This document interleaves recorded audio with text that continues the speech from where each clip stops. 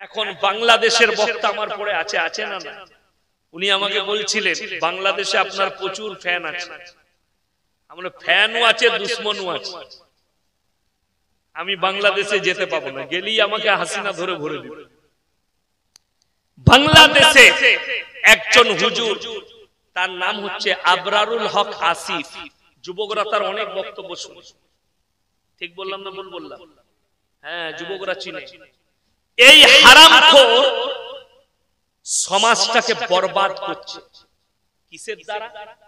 মানুষকে জিনা করার জন্য প্রমোট করছে।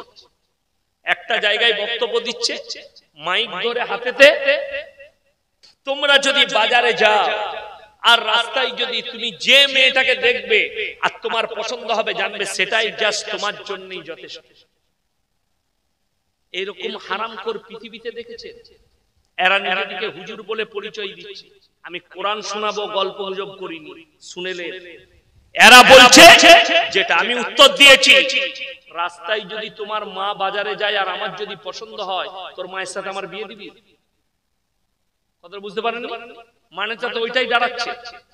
শুনেলেন, ইসলামী শরীয়ত এটা বলে না, এটাকে প্রমোট করা। এই ধরনের হুজুরদের দ্বারাই জাহান্নাম উদ্বোধন হবে। যদি বলেন কোরআন, ইন্নাল্লাযীনা ইয়াকতুমুনা মা আনজালাল্লাহু মিনাল কিতাব ওয়া ইয়াশতারুনা বিহি সামানান কালীলা উলাইকা মা ইয়াকুলুনা ফি বুতুনিহিম ইল্লান নার। সর্বপ্রথম তো এই হারামখোরকে বোঝা উচিত যে মেয়েরা তোমার সামনে বসে আছে, কি করে বসতে পারে? এই জলসায় যদি আমার সামনে মেয়ে বসান, আল্লাহর কসম করে বলছি, আমি শওকতের বেটা গর্দনটা চলে গেলেও আমি বায়ান করব। আমি মালদায় গেছি, ছোট্ট পাড়া ঘেরা দিয়েছে, ওইদিকে মেয়ে এইদিকে ছেলে। আমি বললাম তাড়াতাড়ি ঢাকো, আমাকে দাও দিলে নারী দিকে ঢেকে দিবে। এটার নাম ইসলাম। কোরআনের সবথেকে ডেঞ্জার বলা হয়েছে, ওয়ালা তাকরাবুজ জিনা ইন্নাহু কানা ফাহিশা ওয়া সাআ সাবিলা। ব্যভিচার করা তো দূরের কথা, যে রাস্তায় ব্যভিচার হয় সে রাস্তার ধারে পাশে যেও। আমি ওই বক্তার বায়োডাটা বার করলাম, দেখলাম লুচ্ছা বক্তা। এরা জিনায় লিপ্ত আছে, এদের মধ্যে আমালিয়াতের কোনো জায়গা নেই, আমল নেই।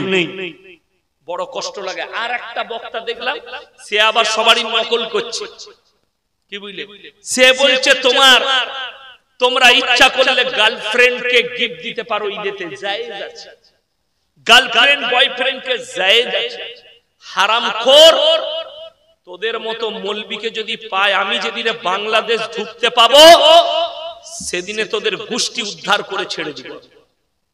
খালি বাংলাদেশে ঢুকি একবার, তারপরে বুঝবি তোরা মজা। তোদের মতো বক্তাকে কিভাবে ছিলতে হয়। তাকিয়ে দেখ, ভারতে কতগুলো মৌলবীকে ছুট করিয়েছে আর ছুটে বেড়াচ্ছে, আর আমাকে স্টেজে গাল দিয়ে বেড়াচ্ছে। না তাদের আখলাক আছে, না আমল আছে, না চরিত্র আছে। গার্লফ্রেন্ড, আল্লাহর কসম করে বলে যাচ্ছে, কোন মৌলবী যদি প্রমাণ করতে পারে গোটা মেদিনীপুর জেলায় যে শরীয়তে গার্লফ্রেন্ড আর বয়ফ্রেন্ড জায়েজ আছে, আমি ইয়াসিন সেই মৌলবীদের জুতোর মালা পরে ক্ষমা চেয়ে বাড়ি বাড়ি। একটা মৌলবী যদি প্রমাণ করাতে পারে ইসলামী শরীয়তের পরিভাষায় গার্লফ্রেন্ড আর বয়ফ্রেন্ড ভাষাটাই হারাম ভাষা, নাজায়েজ ভাষা, জিনা করার ভাষা। বড় কষ্ট লাগে। ইসলাম মডেলিং আছে, মডেলিং ছিল, আর কিয়ামত পর্যন্ত মডেলিং থাকবে। আল্লাহর কসম, আল্লাহ বললেন, হে নবী বলে দাও, যে রাস্তায় জিনা হয় সেই রাস্তার ধারে পাশে তোমরা যাতায়াত করবে। যে রাস্তায় জিনা হয়, আজকে জানেন আমরা যে দেশটায় বাস করছি, আমরা মজবুরিটা বলবো, কত ডেঞ্জার জিনিস। আপনারা বলুন, আমাদের মতো আলেমের সম্মান আছে না? কথা বলেন। আপনাদের মনে হয় যে আমরা একটা দেহ ব্যবসার আড্ডাখানায় যেতে পারি? কথা বলে না? যেতে পারি? পারি না। শুনেলেন তাইলে গল্প শোনাই, একদম সত্য ঘটনা। পুরুলিয়া ডিস্ট্রিক্ট জলসা করতে গেছে, 5 বছর আগেকার ঘটনা বলছি। বর্ধমান আসানসোল পার করে দামোদরের ডিসেল ঘর ব্রিজ পার করে আমি গেছি হরিহর পাড়া বলে একটা গ্রামে, পাড়া থানায় জলসা করতে। রাত 1:30টায় জলসা শেষ করলাম। আসানসোল টাউন পার করছি 2:30 থেকে 3টের সময়। আমি টুপি খুলে গাড়ির সিট ফেলিয়ে ঘুমাচ্ছি। আর আমার যখনই আসানসোলের নিয়ামতপুর বলে একটা জায়গায় দেহ ব্যবসার আড্ডাখানা আছে, ওটাকে লচিপুর বলে, কিন্তু রোডের গায়ে সেটা আছে। আমি পেরিয়ে চলে আসছি, কোন পুলিশের গাড়ি, প্রশাসনের গাড়ি আমাকে ডিফার দিয়ে আসছে। আমি বুঝতে পারি আমি ঘুমুচ্ছি। ড্রাইভার আমাকে উঠুলে, হুজুর পেছনে ডিফার দিয়ে পুলিশ আসছে, মনে হচ্ছে যেন দাঁড়াতে বলছে। আমি দাঁড়াবি না, একবারই গিয়ে বাইপাসে হাই রোডে দাঁড়াবি সিগন্যাল। আমি টুপি লাগিয়ে বসে গেলাম। আমি গিয়ে যখন সিগন্যালে হাই রোডে উঠবো, NH2 এ দাঁড়ালাম, সামনে এসে গাড়ি লাগিয়ে দিই। পুলিশ নেমে এলো দুজন, আমি ভেতরে আলো জ্বালালাম। যখনই গাড়ির কাঁচটা খুললাম, হুজুর আমি ওই জায়গা থেকে আসি, আমি জলসা করে আসছি। আমি তাদেরকে বললাম, ভাই দুটো কথা বলা যাবে স্যার? বলুন। আমি বললাম, আচ্ছা ওখানে ঢুকলে যদি গুনাহ হয়, আপনাদের পরিভাষায় ওটা নোংরা জায়গা, ঠিক কিনা কথা বলেন? তবেই তো আটকাচ্ছে যে ওখানে কেন গেলি? আমি স্যার গেটটাই যদি তালা মেরে দেন, কেউ যদি না ঢুকতে পারে, তাহলে আর আপনাদের দরকার পড়বে ডিউটি দিবা? তিনি উত্তর দিলেন, ভাই সরকার রুলস করেছে, লাইসেন্স দিয়েছে, আমরা কি করি? কষ্টের বিষয় আমাদের মতো মৌলবীকেও আটকাতে হয়েছে প্রশাসনকে, যে পাঁচু তারা এই গাড়িটা ওখান থেকে আসছে নিচে, কেন? এদের কাছে পয়সা আদায় করবে। যাই হোক, তাদের সরকারি রুলস আছে, তারা আদায় করবে, ওটা আমার অভিযোগ নেই। খালি আমি বুঝাবার লেগে বলছি, শুনেলেন? খুব সাবধান, এই ধরনের মৌলবীদের বক্তব্য শুনবেন না, যেটার দ্বারা আপনার আকীদা নষ্ট হবে, ঈমানের খাতরা হবে। যারা জিনার দিকে সমাজকে ঢেলে দিচ্ছে, যারা মডেলিং এর যুগ দিতে চাইছে, আল্লাহর কসম কোরআন মডেলিং ছিল, আছে, আর কিয়ামতের সকাল পর্যন্ত মডেলিং থাকবে। কষ্টের বিষয় তো বুঝি। মুসলমান মনে করেছে যে অবাধে এগুলো চলবে, তা না হলে মুসলমান কি করে 1 জানুয়ারি পালন করতে পারে?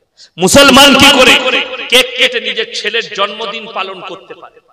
আমি হাওড়া জেলায় খালি বলেছিলাম যে ঈদে মিলাদুন নবী জুলুস বার করা হারাম। আমার উপরে অ্যাটাক হয়েছিল। অ্যাটাক কিসের? পরশনোর পাহাড় ছুঁড়ে দিয়েছি। একটা যুবক আর একটা মৌলবি কোন মসজিদের ইমাম ছুটে এলো, এসে বললে, হুজুর জুলুস বার করা যাবে না, তার দলিল দেন। আমি বললাম, হাদিস কোরআনে আমার কাছে তার দলিল নেই। বলে, তাইলে আপনি বললেন কেন যাবে না? আমি বললাম, আচ্ছা 1 মিনিটের লেগে মেনে নিলাম যাবে। আমি বললাম, তোমরা বসো, এরপর আমার উত্তর শুনো। হাওড়া জেলার বর্ধমানে মুসলিমদের যুবকরা ঈদে মিলাদুন নবীর নাম করে ডিজে বাজিয়ে ড্যান্স করেছে, আর সেখানে একজন ফুরফুরা শরীফের হুজুর মওজুদ ছিল। তিনি লজ্জিত, তিনি বললেন, তোমরা যদি এই কাজ করবে আমি জানলে আসতাম না। তিনি প্রতিবাদ করেছেন। আমি খুশি যে তিনি প্রতিবাদ করেছেন যে তোমরা এই কাজ করলে আমি এই জায়গায় আসতাম না। আমি দিন আগে দোয়া দিয়েছি, আল্লাহ ওনার হায়াত হায়াত। চলুন মুসলমান ভাই, আমাকে বললো দলিল দেন। আজকে আপনারা বলুন, এসার ফরজ নামাজ ক রাকাত? 4 রাকাত। আমি যদি এখনই এইখানে বলে যাই কাল থেকে 6 রাকাত করবে, আমার কাছে কি চাইবে? দলিল। আমি যদি বলি পড়া যাবে না, এরকম দলিল দে, কোন মৌলবি খুঁজে পাবে? নিয়ে আসুন তো, কোন মৌলবি দেখাবে যে 6 রাকাত পড়া যাবে না, এই দলিলটা দিন। এই যে জায়গাটায় জলসা করছি, আমি যদি বলি এই জায়গাটা আমার বাপের, কি চাইবে? কথা বলে না? দলিল। আমি যদি বলি আমার বাপের নয়, ওরকম একটা দলিল দেখা খুঁজে পাবে না? আমাকে পাগলখানায় ভরবে, মালটাকে রাঁচি পাটা, পাগল হয়ে গেছে। তো তুমি যখন বলছো ডিজে বাজিয়ে জুলুস করব, দলিলটা তোকে দিতে হবে জুলুসে, আমি দেবো না। তুই বলছিস জায়গা আমার, তো দলিল তুই দিবি, তো আমি কোথায় পাবো? কথাটা বুঝতে পেরেছেন না পারেন? আমি 6 রাকাত করেছি, আমাকে দলিল দিয়ে কোরআন হাদিস দিয়ে প্রমাণ দিতে হবে।